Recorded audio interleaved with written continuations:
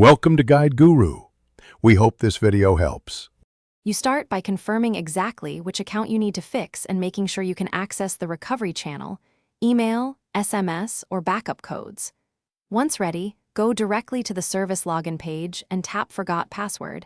Enter your email or username and complete any CAPTCHA. You do this first because the reset flow is tied to that contact method. If prompted, choose the fastest verification route. Continue only after you receive a code or link. So once you receive a link or code, use it immediately. Codes often expire in minutes. If the account uses an authenticator app, export or rescan the QR code so you don't lose access. Some services let you transfer multi-factor keys. Then create a new password. Make it long, unique, and include letters, numbers, and symbols. Make sure to save that password in a trusted manager so you don't reuse it elsewhere, because reuse is the main cause of repeat lockouts.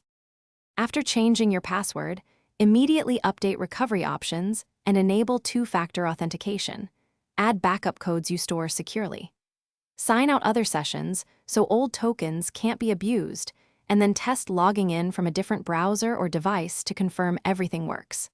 If you get stuck because you no longer have access to recovery channels, contact the services support and provide ID or account details they request. This troubleshooting step often resolves.